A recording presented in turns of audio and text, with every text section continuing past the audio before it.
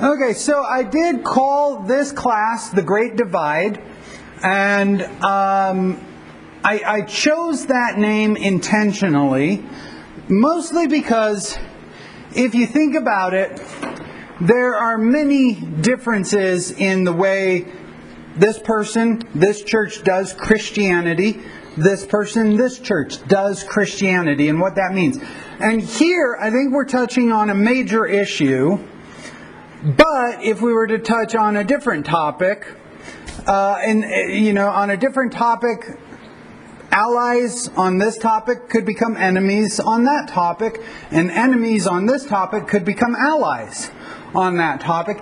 And I use the word allies and enemies with a little bit of dramatic flair, but I also wanted to use the word enemies so that was in our head, because here in a moment I'm going to use an illustration that has the word enemies in it. I just want to acknowledge that at the get-go. Here on this subject, we're going to look at, there are these churches on my right, your left. They read the Bible and they come to this conclusion, they come to this conclusion, they come to this conclusion. And all of those conclusions would fall on our U.S., the way we do politics and so forth. It would fall on the conservative side. This church reads the exact same Bible and comes to this conclusion, and this conclusion, which would land on our U.S. way of doing things, liberal side of the spectrum. How is that? How can we read the same Bible and come to such vastly different conclusions about it? Well, we're going to look at that topic today. Now, one thing that I have to confess is we are going to commit the sin of generalization this morning. And what I mean by that is we are going to generalize the liberal view, and not every point will apply equally to every church that would card in or identify as liberal. And more specifically, not every individual that would be on the liberal or attend a liberal church. Not every point we touch on may apply equally to them. Now, how I best explain that is on the counter side, the conservative side, some people use the word fundamentalist to describe somebody on the conservative side. And I'm not a fan of the word fundamentalist. Well, first of all, the word mental is in there, and I don't really like that. Second, King James only is often associated with the term fundamentalist. It doesn't always apply. It doesn't apply at this congregation. It doesn't apply to me. It may not apply to you. And so we have to give that to the other side of the spectrum. Not every point will hit specifically. In this, we are going to be critical. And some people have a view, it's called pluralism, that all things are right, especially when it comes to something like religion, and you can't be critical of somebody else's religion. This really isn't the class for you then.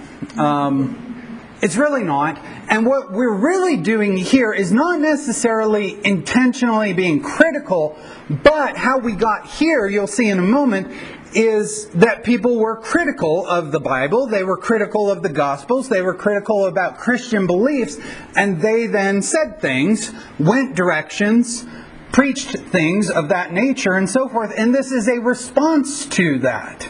Not necessarily a response to individuals. Let's keep that in mind. It's not, they're bad people, we're good people. They're bad churches, we're good churches. That's not the point this morning. One thing I want to say that I like about an author in the liberal neo-orthodox, I'll define neo-orthodox in a little while. One thing I want to say good about this person as I listened to them, as I read them, and I disagreed with almost everything they wrote, almost everything they said, they got to a parable of Jesus. And they said, in this parable, Jesus is saying, if you're going to be a Jesus follower and you see your enemy naked and bleeding and dying on the side of the road, are you going to be the kind of person to use your resources, to use your transportation, to use your finances to help your enemy who's dying on the side of the road. And I find it fascinating that that's his interpretation of that parable, because that's my interpretation of that parable as well. And so I don't want to paint them as all bad, everything about them bad, bad, bad, bad, us good, all good, nothing bad over here. You know, I don't want that to be the point. Last point on my introduction. I am a white American. I was born in the U.S. and I was born white. That's just who I am. I can't not be a white American. I can't do it, because that's who I am. I'm from a small Montana town. I wasn't born in a big city. I wasn't born on the West Coast. I wasn't born on the East Coast.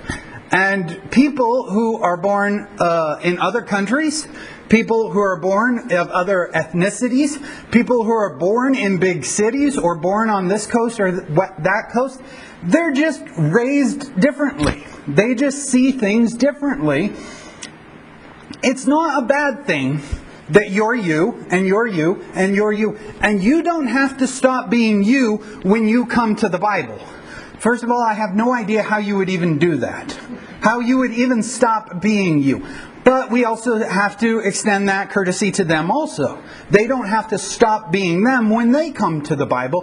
What we both need to do is know where we are, who we are, what we bring to the text, and if that's influencing our interpretation in a bad way. That's why, in case you've ever wondered, what I think is the best way to interpret the Bible is called the historical grammatical method. We ask questions about history. We ask questions about the grammar in the Hebrew, in the Aramaic, in the Greek. And we ask questions like, does the English translation capture the heart of what was said when it was written, and things of that nature, and all those kinds of things. Finally, I'm a former Roman Catholic, now a Protestant. I've touched on this before, that everybody has embedded theology. That's just the theology you were raised in, or the theology you had when you first were exposed to Christianity, things of those nature. And the idea that grandma was wrong, the idea that my first preacher or my first priest or someone was wrong, those are scary thoughts. And those are thoughts that we may recoil against out of reaction. We have to be willing to ask those questions if we want them, the other side of this, if we want them to be willing to ask the questions, we have to ask the questions. Finally, I'm a conservative libertarian. I bring that to the text. I always have to ask myself, am I making this text my political weapon? And we have to be aware of that. They'll do that, we'll do that. And if we do that, we might be doing it wrong, right? How in the world did we get here? How in the world did we get to a place where this church over here teaches this, this, and this, and that church over there teaches that, that, and that? And they're both churches, and they both have claims to historical Christianity, and they both read the same Bible. How in the world did we get here? Well, one of the things we have to confess is that we're picking up history in the middle of history. And that's always hard to do, is to pick up history in the middle of history, because everything that happened happens because of the things that enabled it to happen, right? If this morning we weren't talking about religion, we were talking about the Great Depression, and I've touched on this before, we would have to talk about the things that made it possible for the Great Depression to happen. Like the stock market crash of 1929, that's not the start of the Great Depression. That didn't directly cause the Great Depression, but that led to everything that could happen so that the Great Depression could happen. The same thing is happening here. We're going to jump into history, and we're going to ask, how did liberal theology begin? How did the counter to liberal theology, that would be the counter being neo-orthodoxy, which I have to confess, as far as I am on the right side of the scale, I look at liberal theology and I look at neo-orthodox theology, and I can't always tell the difference. And yet, somebody in the neo-orthodox camp looks at the liberals as something completely different than them. They are a reaction to liberalism. And once again, there's that idea of I'm so far over here, and they're both so far over here that it's hard to tell the difference. Christy and I once attended, for a short time, a church in Meridian, Idaho, that was so conservative that compared to them, we were liberals. And you've got to admit, we're not liberals. But compared to them, we were liberals. Christy wore pants. Oh, gosh. The first day there, I'm just going to share with you, the first day there, we knew it wasn't our church. We knew this is not our flavor. We're going to find something else. But we did hang around a little bit just to be tourists. Just to see how the other side lives. They were super nice. And they always had lunch right afterwards. So, all of that to be said. How did we get here? What were the things that led to the rise of liberal Protestantism? Well, specifically the Enlightenment, starting in the 17th century, continuing to the 19th century. Now, the rise of science. The last thing I want anybody to do is to think that I'm anti the Enlightenment or that I'm anti-science. I'm not.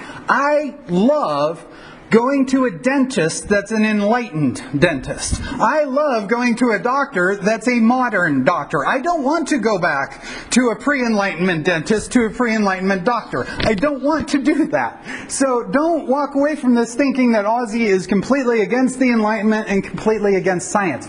We have to remember that we are talking about a specific kind of science that rose in the Enlightenment, and that was the science that religion should now be packaged up and thrown to the past. It was all superstitions. We don't need it anymore. We now have science. Science is going to explain everything to us. We're going to be able to figure everything out through science. That kind of scientific thought that rose with the Enlightenment led to this place where we have liberal churches and we have Protestant churches. The rise of rationalism and skepticism. If you know René Descartes, he would play into this part. But once again, I'm not against rationalism. I think we should be rational people. I don't think everything that you ever... do I have a misspelling? Oh. Do I have a misspelling? Oh, okay. Where was I? I do think that we should be overall rational people. Now, yes, you will make a decision that you can't justify rationally. Do I have a donut this morning or don't I have a donut this morning? Sometimes you tell rationalism to shut up and you have a donut, don't you? Skepticism is up here as well, and my wife will tell you that I am probably one of the most skeptical people you'll ever meet. And you think, but you're a theist. How can you be a skeptic? You tell me a story. Tell me any story that involves something mysterious, something magical, something of that realm, and I'll go, are you pulling my leg?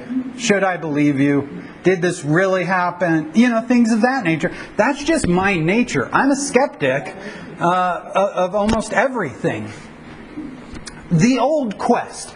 Now, somebody who's a historian or a religious historian will find it fascinating that I'm relegating the old quest to a simple bullet point and one quote, and then we're going to move on. But the old quest is what happened in the Enlightenment, in the rise of scientism, in the rise of rationalism and skepticism. The old quest was the idea that we have to take the Gospels and we have to strip away the mysterious, the mystical, the magical, the miracles, and we have to get back to that Jesus of Nazareth, that Jesus of history. And the old quest only wanted the Jesus of history. What can we find about that Jesus of Nazareth? And that's all that we need to find in the old quest. Quote, the Gospels say more about Jesus than Jesus would have said about himself. That kind of attitude was present in the old quest. That we have to get rid of the mystical, miracle Jesus, and we have to get back to the man Jesus. We have to get back to that Jesus of Nazareth, who was probably a Jew. Notice the word probably. Who probably taught people, who may have encountered opposition, who might have died. We don't really know any of that because we don't have history from that point. So we only have to rely on the Gospels, but we have to strip away all of the myth that was added to the Gospels. And this idea that Jesus was a good man, and Jesus had good things to say. And Jesus may have even had good things to say about God and how you should live. That was the old quest. And if you think about it, what has to go in order to have man Jesus? God Jesus has to be gone, doesn't he? God Jesus can't be real because that's part of that high Christology. Christology, Christ, knowledge, Christology, things of that nature. And we have to get back to the idea of Saint Jesus. Saints are good people. Saints do good things. They teach us good things. They're not God. We don't worship them, things of that nature. That was the old quest, and that is the rise of liberal Protestantism. The Neo-Orthodox would react to that, and we'll get into how they reacted to that. Once again, how did we get here, though? We have to admit that there were failings in the Enlightenment. The Enlightenment was presented and told us that we're going to move forward in history, we're going to be rational people, we're going to be people of science, and we're going to create utopia. And we are going to make a better life. And then utopia failed with World War I. World War I happened, and all we figured out is for all of our science, for all of our rationalism, for all of our advances, all we did was figure out more efficient ways to kill each other. And World War I's effect on utopia and on the Enlightenment and on the rest of human history is so vast, so great. World War I, what caused World War II? World War I. What caused the Cold War? World War II. That was caused by World War I. What is our history in recent times all about? It's the effects of World War I. Now, there was another failing, the failing of the coming kingdom. And I mean this in two ways. First of all, interpretations of Jesus by Weiss. It's German, so the W is pronounced V. Weiss and Schweitzer. That Jesus was some form of an apocalyptic preacher back in the day who was bringing in the kingdom of God and failed to do so. Now that was over here on the liberal side of the scale, and the other side of the scale, the conservative scale, reacted to that by things like postmillennialism. Postmillennialism was the idea that we will Christianize the world. We will go out and we will Christianize the world, and by Christianizing the world, we'll usher in the kingdom of God. This was incredibly popular in the 19th century, and it failed. It really failed.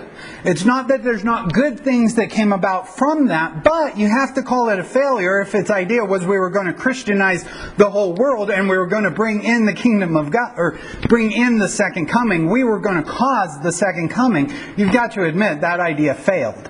So both sides of the scale failed in their promises and in what they were doing at this time.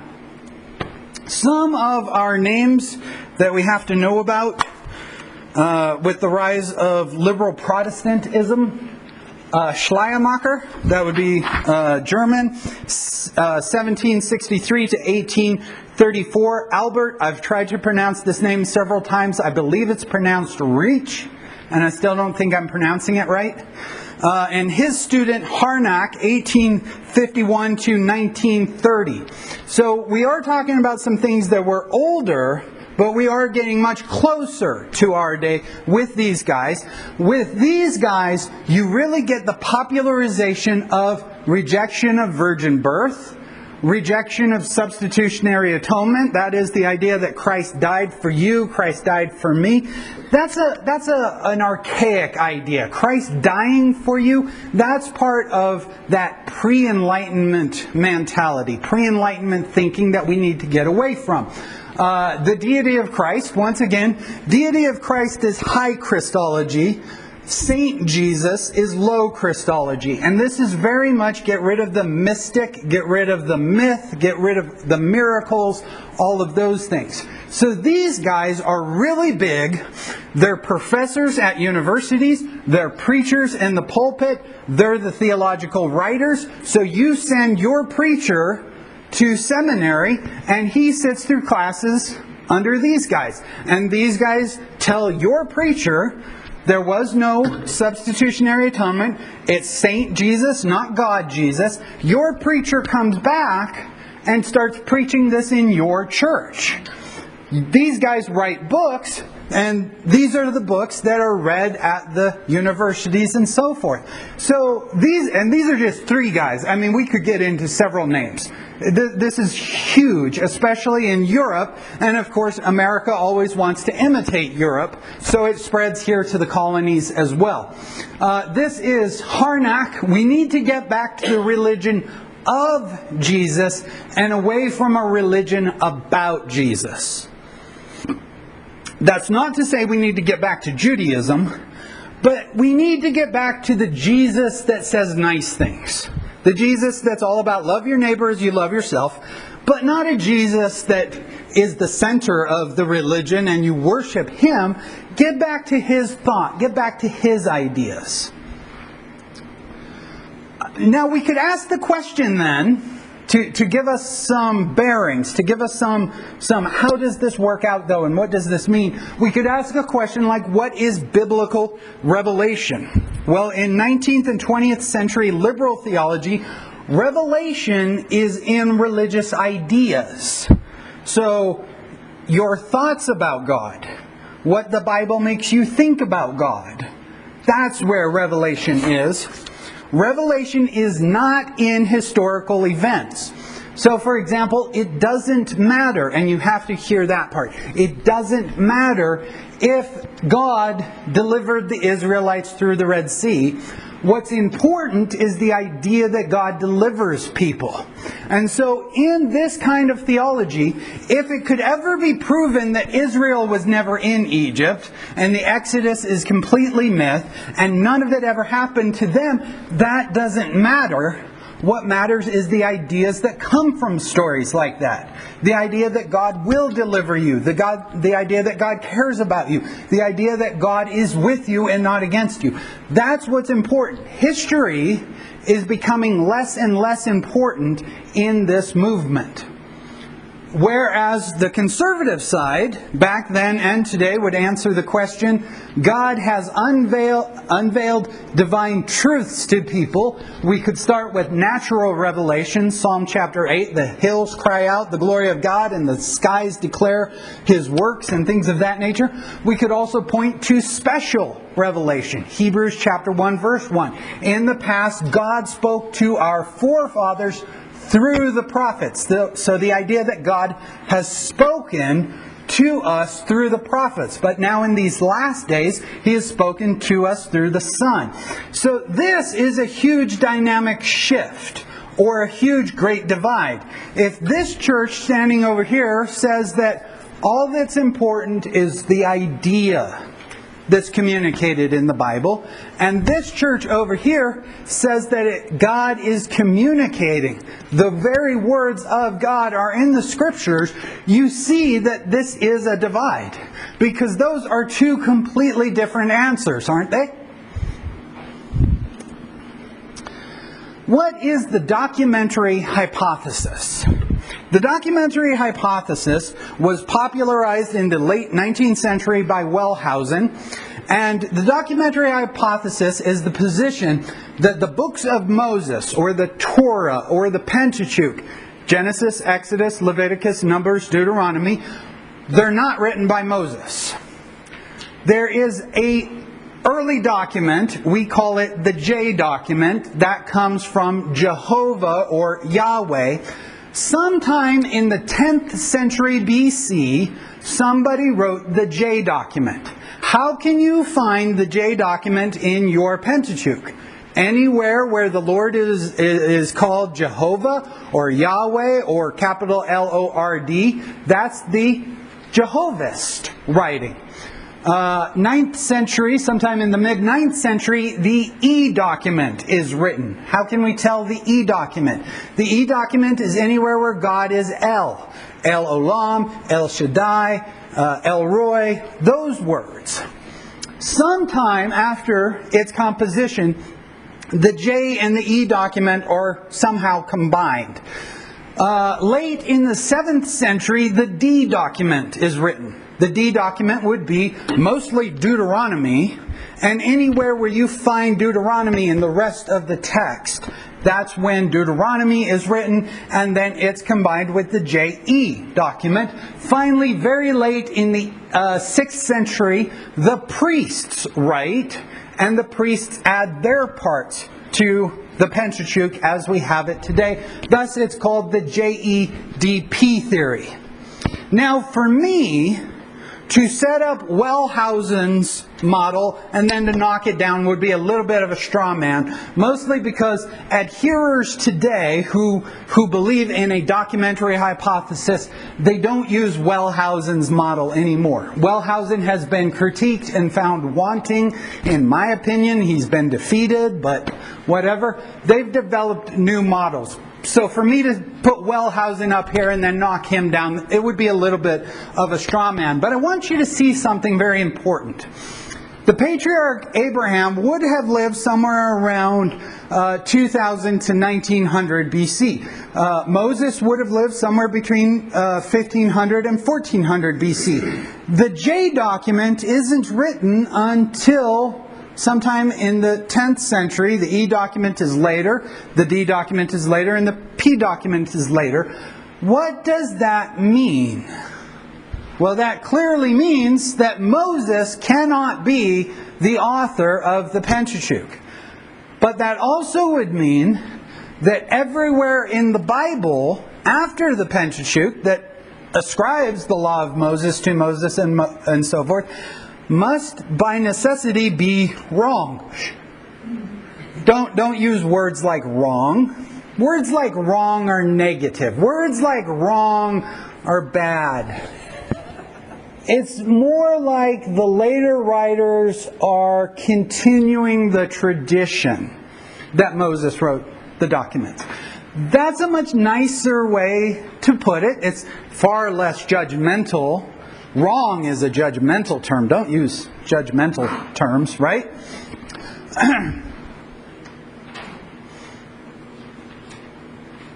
Good. Where did this document, or this theory, come from? Although it's Wellhausen that is credited with popularizing it, it didn't originate with him. In the 18th century, Jean Astruc, and I'm not sure I'm pronouncing his name right, suggested that Moses, and that's an important thing to see here with this guy, he still says that Moses is the author of the Pentateuch, but he used two sources, a Yahwehist or a Jehovahist, and an Elohim source. It was later that Wellhausen would take Ostruc's model and reject completely Moses had any significant part in the writing of the Pentateuch. So where did this come from? Did this theory come from the fact that a little shepherd boy threw a rock into a cave and heard a jar shatter and climbed up there and found the J document, and the J document is completely separate from the E document? Well, is it because the E document was found and the E document is completely unaffected by the J document? Or could it be that we found the JE document and it has none of the D in it? Well, no. The JEDP theory did not come about because of discovery, because of archaeology, because of anything like that. But I want you to know that you can read books and you can read websites that would refer to the J document or refer to the D document as if you and I could jump on an airplane right now and fly to some museum in Germany and we could literally see the J document. Or we could fly to Israel and we could see one of these documents.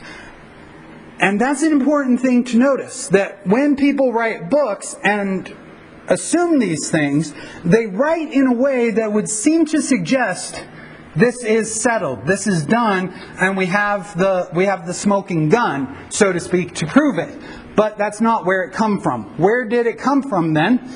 Well, it came from 19th century non-supernatural views regarding the development of religion. Thinkers like Karl Graf and Wellhausen forced the Old Testament onto an anti-supernatural development of religion.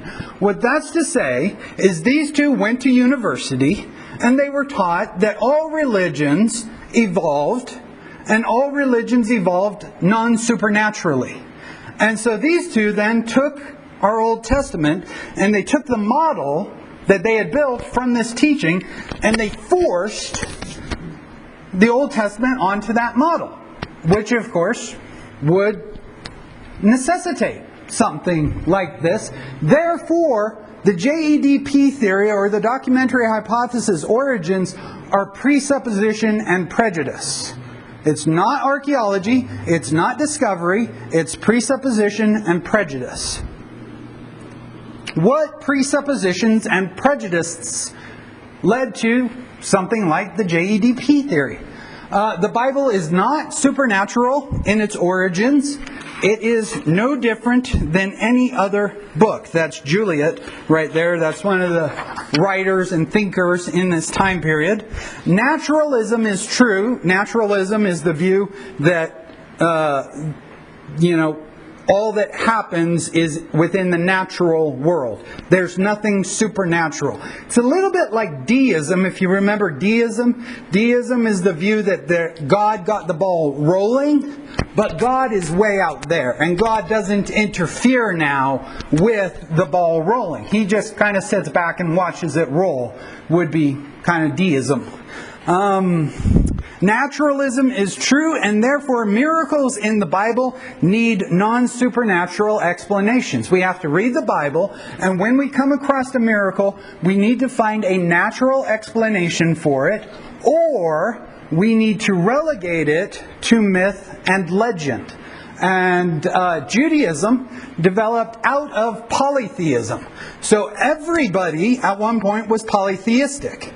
And over time, they evolved into animism. Animism in this context would be that mountain over there has a god, that mountain over there has a god, that plain over there has a god, and you have to know what that god over there, how do you worship that god, what do you do to appease that god, things of that nature. And eventually, Judaism evolved into monotheism, which is what we know it as today, one God only.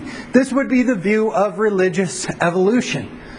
Finally, ancient naive and competing ideas were synthesized over time to produce Judaism. This would also later apply to Christianity in their view. This would be Hegelian dialectics.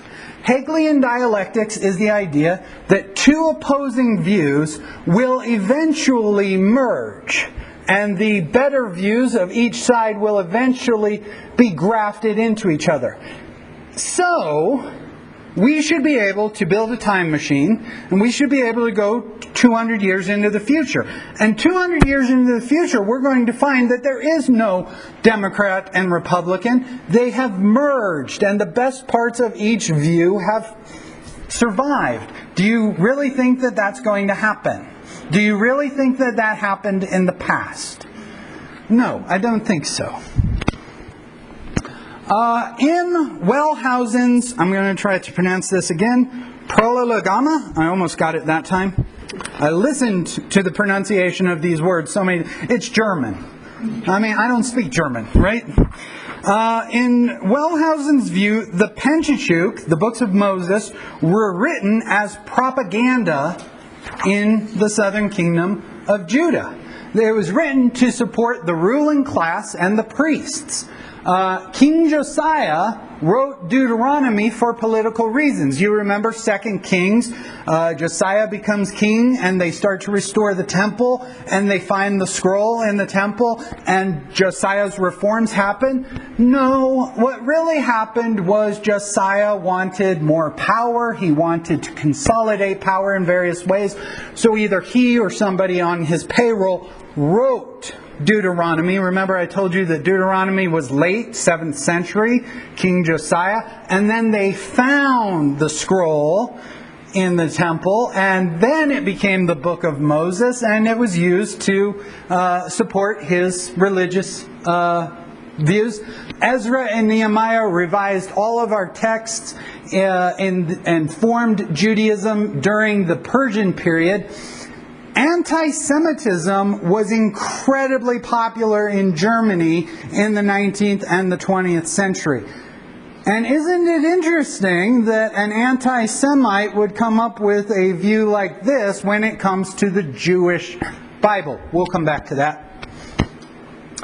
The Bible doesn't tell us what really happened. We have to demythologize it. That's going to be a very important thing in liberal theology and in neo-orthodoxy. That idea that we have to read our Bible and we have to demythologize it. We'll get more into that. I already talked about this, differing names for God. If one source calls him Jehovah or Yahweh, that has to be one source. If another source calls, or another text calls him Elohim, that has to be a different view. Different ideas about God. When you're reading along in your Pentateuch and you come to a passage that would suggest God's in control of all things, or God is sovereign, that must be one author's writing, because that was his view of God. When you find another text, doesn't matter if it's in the same book or same chapter or anything, but it would suggest free choice, free will, things that has to be another person writing, because one person can't have a view of God as supreme and a view of man as free. That's just ridiculous. Has to be two different authors that have been combined into one document.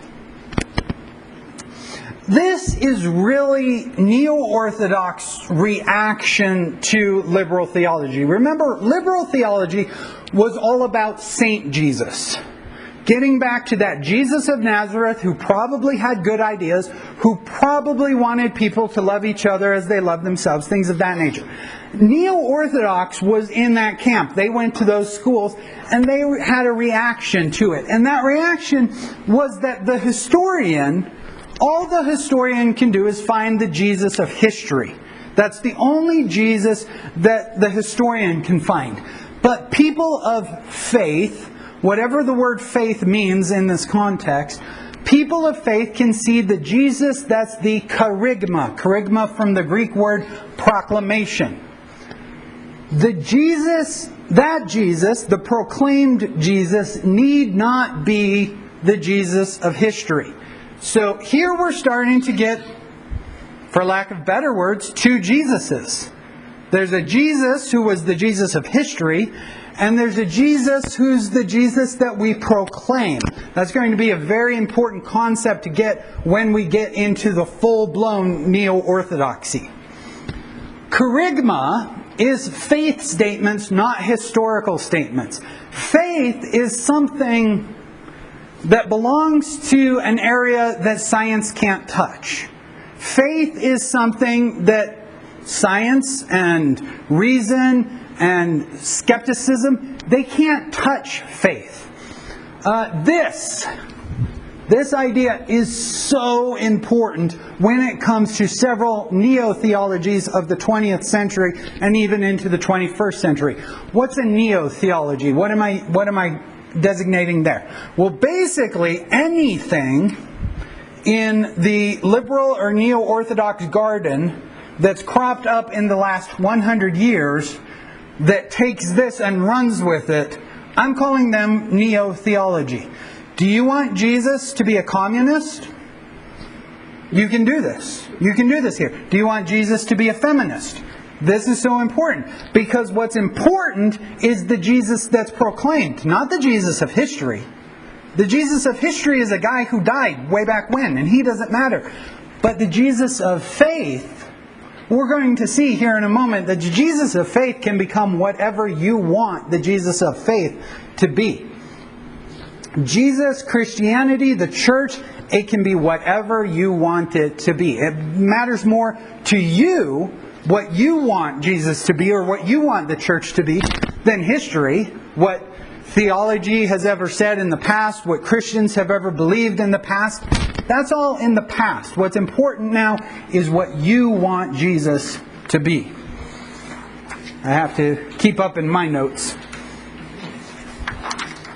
How does this work out? Well, for example, Ezekiel, he really was a priest, and he really was a priest in the 6th century BC, and he needed to explain the Babylonian captivity through his theological terms. His writings are not a record of what the God of Israel did or said. His records are his own imaginations trying to reconcile his theology with his circumstance. So here's this priest who was raised in First Temple Judaism, who is now subject to Babylon and has now been deported to Babylon. And he's standing by a river one day, and he just decides he needs to explain how his God could allow this to happen. And so things like the book of Ezekiel, where he's speaking to God, he's imagining, what would God say to me if he was to talk to me? What would God tell me about what's going on here? That's how you interpret the book of Ezekiel then, or any of those kinds of writings. Whereas in the conservative camp, Ezekiel was a prophet that God spoke to. Therefore, his writings are a record of what the God of Israel said and did at that time. You can see how these two views are completely different. On one side, you've got a guy who has theology, has ideas about God, and he needs to reconcile his ideas about God with his reality. On the other side, you have a guy who's hearing from God, and God is explaining to him why the people are in captivity and what's going to happen. The Pentateuch is just the starting point. The books of Moses are just the starting point where liberal theology and neo-orthodoxy differs from conservative Christianity.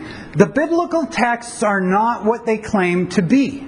The rise of neo-orthodoxy in the 19th and 20th century as a reaction to the cold liberalness of liberal theology, you've got to admit that if it's just Saint Jesus, how long is that going to last? How excited can you get about Saint Jesus? What can Saint Jesus really do for you? So Saint Jesus isn't going to be enough to keep your thing going. You still have to have the proclaimed Christ of faith. Karl Barth, I did it there. Karl Barth, his name is Swiss, so you don't pronounce the R. Karl Barth. Karl Barth, 1886 to 1968. Who here was alive in 1968? We're not talking about people who have been dead terribly long when we get to these guys and when we get to neo-orthodoxy. Some people are arguing over about what year they were born.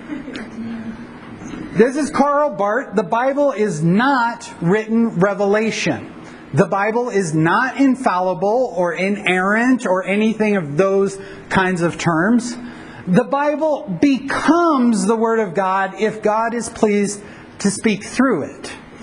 What exactly does that mean? Well, unfortunately, you don't have somebody from that side to explain it to you, so I'm going to have to explain it to you. So I suppose you're sitting there reading your Bible. Now, the Bible is not the Word of God, but as you're reading, if something jumps out at you, perhaps that's the Word of God. Perhaps God is working through the Bible. I have visions of if you saw the original Ghostbusters and the hands reach out of the chair and grab the gal. That's what I'm imagining. Something jumping out of my Bible and like grabbing me. I have to be nice. We use language like that, don't we? Do you think Karl Barth was influenced by the Nazis? Here, when we deal with these guys, not specific. He was Swiss. This guy, Bultmann, he was anti-Nazi, and eventually we'll get to Paul Tillich, he was anti-Nazi. So it's not so much that their views of God then allowed them to be Nazis. They often opposed the Nazis, because you got to remember, they did see Jesus say, "Do unto others as you would have them do unto you." So those kinds of things would keep them from joining the Nazis, and in fact, somebody like what is his name? Lutheran pastor was executed by the Nazis. Bonhoeffer. Thank you. Someone like Bonhoeffer, I like him. I like a lot of his thoughts. I like a lot of his words. He is too neo-orthodoxy in some areas for my taste. Bultmann. Bultmann is huge. 1984 to 1976. Once again, we're not that far back when it comes to these guys. So now these are the guys teaching in the universities, writing the books, training your preacher that you sent to university, and your preacher comes back and preaches this. The Bible is a religious record, whatever that means, and that it needs to be demythologized. There's our demythologizing again. So the Bible, to understand his view, the Bible's kind of like an ear of corn, and you have to shuck away the layers of mythology to get down to that kernel of truth. Miracles in the Bible cannot be taken seriously. You are an enlightened person. You've grown up in the Enlightenment. And when you read a miracle in the Bible, you are too smart to believe those things. So you have to get rid of those things. Christ's resurrection, crucial, very important here. Christ's resurrection was not a historical event. He did not rise from Jesus' tomb, but in the hearts of the disciples. So Jesus, the body, the historical Jesus, went into the tomb and stayed dead. But Jesus, the Christ, rose again in the disciples' hearts. The Gospels, Matthew, Mark, Luke, and John, are not about Jesus. They tell us more about the groups that wrote them. Did you see that? The groups that wrote them. So, in other words, some guy named Matthew, who used to be a tax collector, some guy named Mark, who went on a missionary trip with Paul and Barnabas, some guy named Luke, who was a doctor who liked Paul, and some guy named John, who was standing at the foot of the cross when Jesus died. They're not the authors of Matthew, Mark, Luke, and John. And instead, the Gospels are a development, and they're written by a community. This community here wrote one Gospel. This community there had their Gospel and wrote similar to their Gospel, but tweaked certain things to fit this community's needs that this community didn't have. The historical Jesus is not important. Leave Jesus of Nazareth in the past. Rudolf Bultmann? Yeah, were we still talking German theologians? Yes, he's a German theologian. He eventually escaped the Nazis, unlike Bonhoeffer, and he taught here in the U.S. I want to say Princeton, I want to say Yale, I want to say places like that. The historical Jesus is not important. Leave him in the tomb, leave him back there, he's nothing. The Christ of faith is what's important. And historical claims are not part of faith. Faith is, once again, something that history, skepticism, science can't touch. How exactly does this then play out? What does this look like at the church level? My good old friend John Shelby Sponge, I'm not sure I'm pronouncing his name correctly either. He was the bishop of Newark, New Jersey in the Episcopal Church. How many here know that a bishop is not an entry-level position? Okay, we don't have bishops in this church, and we don't have bishops in our tradition. But a bishop is not an entry-level position. We're talking about somebody here who went to their universities, somebody who was ordained in their church, somebody who preached from their pulpit. And he writes a book, Resurrection, Myth, or reality, page 51. For Paul, there were no empty tombs, no disappearance from the grave of a physical body, no physical appearances of Christ. How he reads 1 Corinthians chapter 15, I don't know.